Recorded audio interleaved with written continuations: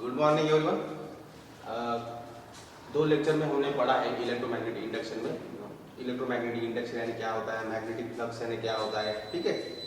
Magnetic flux का और magnetic field का रिलेशन क्या है, उसके रिलेटेड फार्मूले क्या है, फैराडेज लॉ, फिर उसका मॉडिफाइड वर्जन जो है लेंज लॉ, सब हमने दो लेक्चर में पढ़े हैं।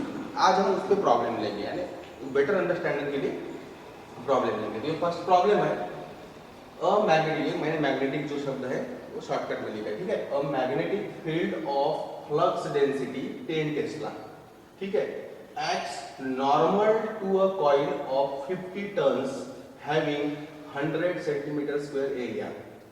Find EMF, electromotive force, induced if the coil is removed from the magnetic field. जो मैग्नेटिक फील्ड आपने अप्लाई की है फर्स्ट, वो अभी रिमूव की है इन 0.1 सेकंड, तो आपको ईएमएफ कितना जनरेट हुआ। तो प्रॉब्लम इजी है। तो पहले इसमें से डाटा निकाल लो, आपकी मैग्नेटिक फील्ड जो है फ्लक्स डेंसिटी, डेफिनेटली वो है मैग्नेटिक फील्ड डेंसिटी, यानी flux density means magnetic induction, magnetic field, ठीक है, वो है 10 टेस्ला, ठीक है। बाद में टाइम भी दिया है 0.1 सेकंड, एरिया भी दिया है 100 सेंटीमीटर स्क्वायर, ठीक है। 100 सेंटीमीटर स्क्वायर मींस 100 दिए है ना, हाँ 100 सेंटीमीटर स्क्वायर दिया है, तो ये है 10 to the power -2 metre square, ठीक है। 100 centimetre square means 1 metre means 100 centimetre, ठीक है। 1 metre square means 100 square centimetre square. अब ये 100 है ऑलरेडी, ठीक है, तो इसका अगर कैलकुलेशन करते तो ये आता है 10 to the power -2 metre square, ठीक है। बाद में क्या दिया है, और 50 टन्स दिए, नंबर ऑफ टन्स दिए हैं आपको 50 टन्स। अब इस इंफॉर्मेशन का यूज करके, इस डाटा का यूज करके हमें ईएमएफ निकालना है। क्या निकालना है? ईएमएफ। तो प्रॉब्लम को पहले समझ लो कि पहले आपने तो इतनी मैग्नेटिक फील्ड उस कॉइल पे नॉर्मली अप्लाई की है। नॉर्मली मींस एक कॉइल है, ठीक है, उसको एक कॉइल है, उसको नॉर्मली मैग्नेटिक फील्ड अप्लाई किया है, मींस एंगल 0 डिग्री का है। मींस इसको, इसका जो नॉर्मल है, हमने डायग्राम पढ़ी है ना, मैंने फार्मूला में बताया कि फ्लक्स की डेफिनेशन मैंने बताई आपको कि मैग्नेटिक फील्ड अगर या फ्लक्स है, इस एरिया के नॉर्मल को एंगल बनाती है, तो definitely flux is equal to क्या होता है, बी डॉट ए। डेफिनेटली ये होता है बी ए कॉस थीटा। तो थीटा यानी ये एंगल, पर इस प्रॉब्लम में मैग्नेटिक फील्ड नॉर्मल है, means along the direction, magnetic field की जो डायरेक्शन है वही डायरेक्शन यूनिट वेक्टर के इस एरिया का नॉर्मल भी उसी डायरेक्शन में, मींस थीटा 0 डिग्री है, डेफिनेटली कॉस 0 डिग्री यानी 1 होता है। Definitely flux is equal to B into area होता है, बी इंटू एरिया, डॉट नहीं रहता है, B into area, magnetic field into area. पर यहाँ पे नंबर ऑफ टर्न्स भी दिए हैं। एक तो इस फार्मूले में आप number of turns direct use करो, ये मैग्नेटिक आपने ईएमएफ निकालना है, ईएमएफ निकालना है, इंड्यूस्ड ईएमएफ निकालना है due to the change in magnetic flux with respect to time. यहाँ पे नंबर ऑफ टर्न्स दिए, एक तो यहाँ पे नंबर ऑफ टर्न्स पुट कर सकते हो, नहीं तो यहाँ पे, यानी flux is equal to number of turns into B A, ठीक है। यहाँ पे भी यानी टोटल फ्लक्स, क्योंकि फ्लक्स जो है number of lines of the magnetic field है, जो फ्लक्स है वो अगर नंबर ऑफ टर्न्स है वहां पे, तो पहले एक टर्न को लिंक होंगी, बाद में सेकंड टर्न को लिंक होंगी, मींस सभी टर्न्स को लिंक होंगी, बराबर है। तो एक के साथ लिंक होना यानी flux is equal to magnetic field into उस पर्टिकुलर सर्कल का एरिया, उस टर्न का एरिया। पर there are n number of turns, तो डेफिनेटली ये फार्मूला जो है नंबर ऑफ टर्न्स के लिए n into B into A हो जाएगा।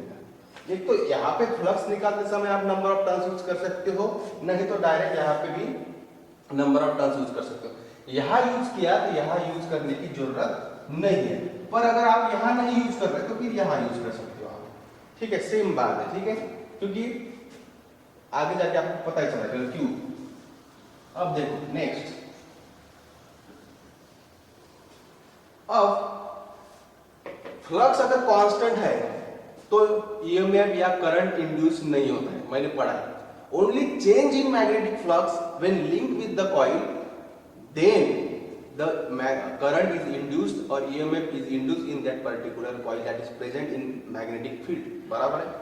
अब फ्लक्स चेंज कैसे होगा? पहले तो आपने इतनी फ्लक्स डेंसिटी, इतनी मैग्नेटिक फील्ड अप्लाई की है, बाद में क्या बोलते हो आप कि coil is remove from the magnetic field, means इस मैग्नेटिक फील्ड में पहले आपने कॉइल रखी है जो नॉर्मल है, ठीक है, बाद में निकाल दी, मींस जब आपने रखी है तब टोटल फ्लक्स इसके साथ लिंक हुए, इस एरिया के साथ लिंक हुए, तब करंट जनरेट होगा, बाद में कांस्टेंट होने के बाद वो करंट थम जाएगा, बराबर है ना।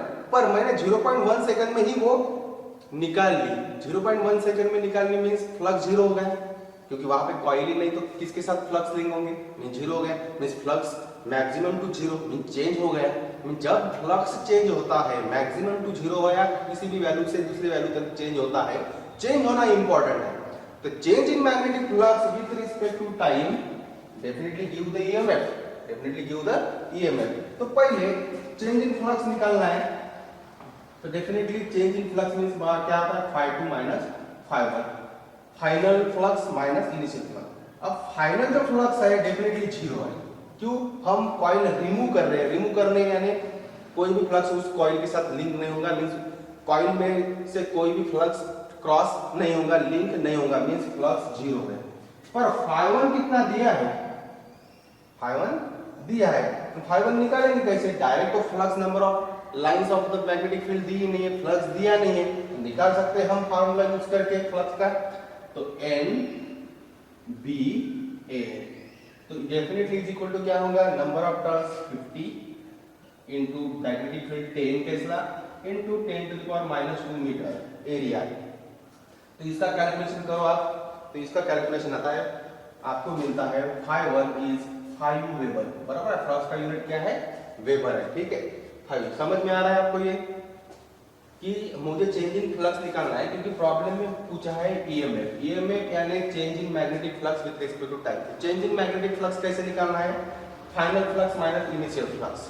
तो फाइनल फ्लक्स यानी हमने रिमूव किए, अगर रिमूव नहीं करते, अगर दो वैल्यू दी है मैग्नेटिक फील्ड की डेंसिटी की, दो वैल्यू दी है कि 10 है, 10 टेस्ला है और दूसरा 5 टेस्ला है, आप उस दो वैल्यू के चेंजेस पर φ2 और φ1 निकाल सकते हैं, ये फार्मूला। सिर्फ आप क्या करना है, φ2 के लिए मैग्नेटिक फील्ड कौन सी है और φ1 के लिए मैग्नेटिक फील्ड कौन सी है, एरिया सेम ही रहेगा, ठीक है, सिर्फ मैग्नेटिक फील्ड चेंज होती जाएगी, फिर इससे ये माइनस कर दो, मींस ये फार्मूला से ये फार्मूला माइनस कर दो, ठीक है। पर यहाँ पे फाइनल जो है मैग्नेटिक फ्लक्स रिमूव हुआ है, इससे डायरेक्ट हमने जीरो लिखा है, सिर्फ φ1 निकाला इस फार्मूले का यूज करके, n into B into area, निकल गया φ1। अब ईएमएफ इज इक्वल टू क्या आता है, minus n D phi by dt, D phi by dt। अब n ऑलरेडी हमने यहाँ पे यूज किया है, क्योंकि ये कैसा होता है, देखो ये कैसा होता है, d बाय dt φ2 माइनस φ1, ठीक है। अगर मैंने φ2 का फार्मूला यहाँ पे पुट किया, एक्सप्लेन करता हूँ आपके अंडरस्टैंडिंग के लिए। देखो φ2 का फार्मूला जो अगर पुट किया मैंने तो क्या होगा, देखो E इज इक्वल टू, अगर मैंने ऐसे लिखा minus D by D T minus D by D T, अगर n कैसे आता देखो इस फार्मूले से, φ2 n b2 minus sorry a minus n b1 a, ठीक है। अब n कॉमन निकाल सकते हैं हम, बराबर है, तो definitely n minus n D by D T, ठीक है, b2a माइनस b1a। तो ये क्या है, φ2 है, ये φ1 है, n कॉमन निकाला मैंने, ये स्मॉल लिख सकते कैपिटल भी लिख सकते, ऐसा कोई नहीं, ठीक है। ये क्या है, φ2 है, और ये क्या है φ1 है, सेम ही फार्मूला, इसको मैं ऐसे भी लिख सकता हूँ minus N D phi by D T बराबर डी फाई मीन्स φ2 माइनस φ1, ये क्या है φ2 है, ये φ1 है।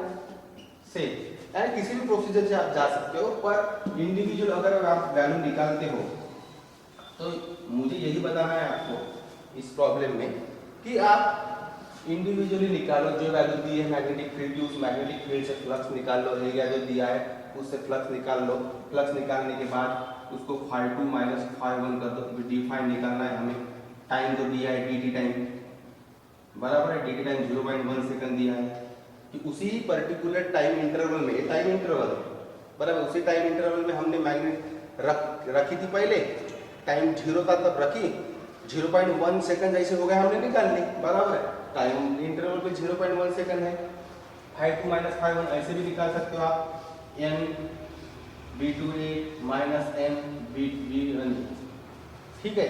पर मैग्नेटिक फील्ड तो है, पर b2 है क्या, b2 नहीं है, क्योंकि रिमूव दिया है वर्ड, रिमूव दिया है तो डेफिनेटली 0 हो जाएगा, माइनस इसकी जो वैल्यू आती है वो हमने निकाल ली है, वो e के वैल्यू में पुट कर दो, तो डेफिनेटली φ1 जो है हमें 5 वेबर मिला है। ऐसे भी निकाल सकते हो, ठीक है, ये भी एक दूसरा तरीका है।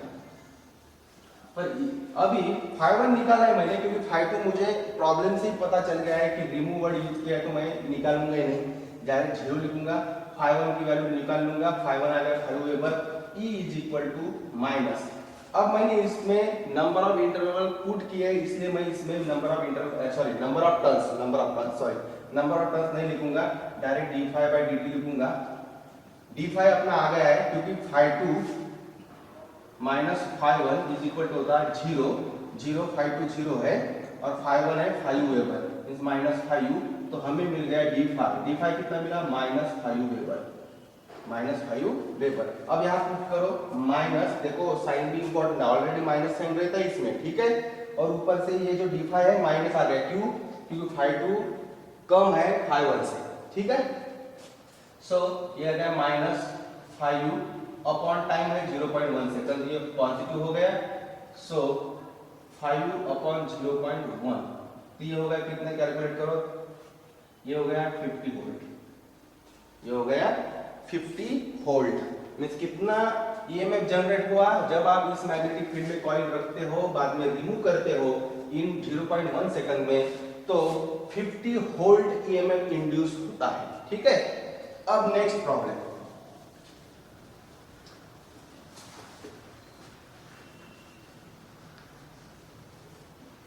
ये फार्मूला ध्यान में रखना, ठीक है, लास्ट में बताऊंगा और मैं रिवीजन करूंगा आपकी।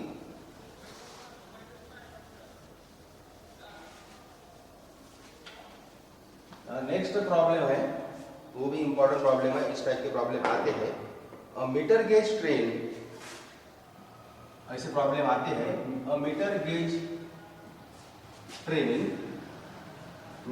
Train is running due with due north with constant speed, दी है speed 90 kilometre per hour on horizontal track if the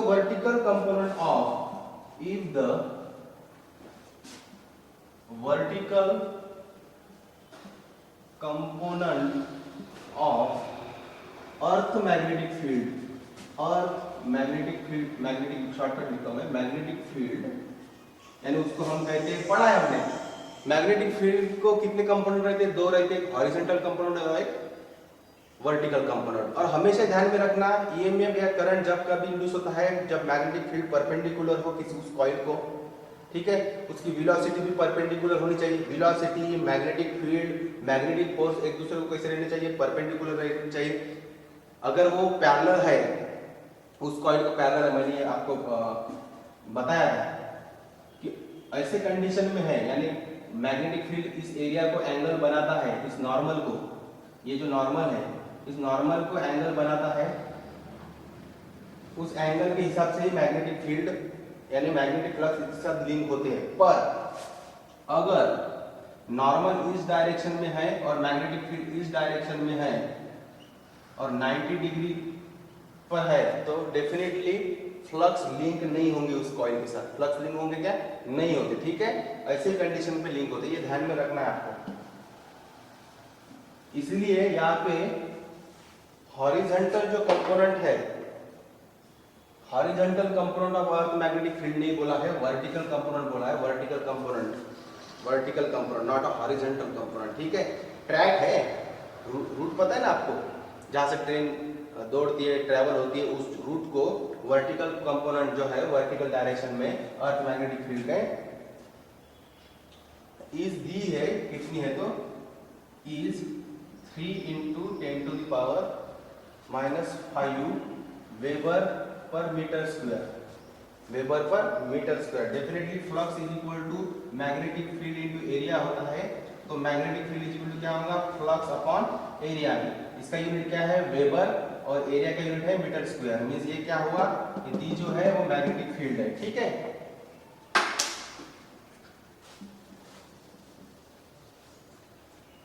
calculate EMF induced across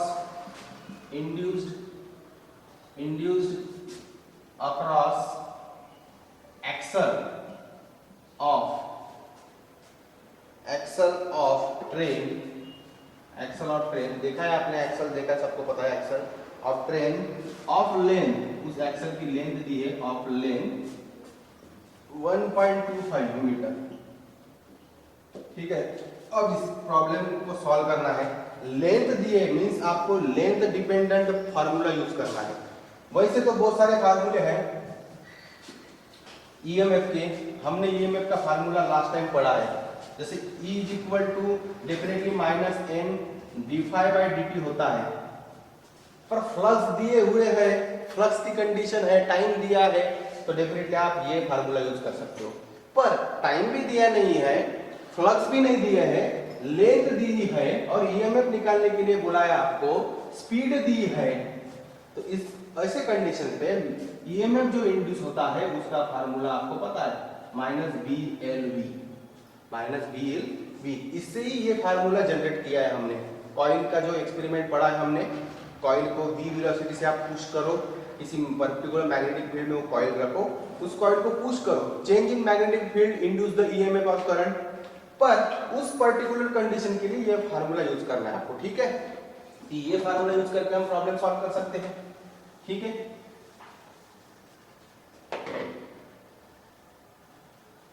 definitely length दी है 1.25 मीटर, इसको चेंज करने की जरूरत नहीं, एसआई यूनिट में है, ठीक है। स्पीड दी है, वेलोसिटी 90 किलोमीटर पर आवर दी है, तो इसको मीटर पर सेकंड करना है आपको, तो definitely 90 kilometre, kilometre means 1000 metre, ठीक है। तो ये 1000 metre upon hour, hour means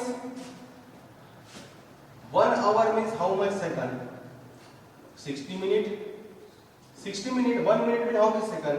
60 × 60 second, 6 × 6 36 means 3600, 3600, ठीक है, सेकंड 1 आवर मींस, ठीक है। तो ये हो गए 3600 सेकंड। अगर ये कैंसिल करते हैं, 2 5 जा 10 18, ठीक है। तो ये हो गया 90 × 5/18 मीटर पर सेकंड। तो इसका आंसर आता है, इसका आंसर आता है 25 मीटर पर सेकंड। ये स्पीड है, ठीक है, वेलोसिटी भी हो गई। अब फार्मूला है अपना E is equal to -BLV।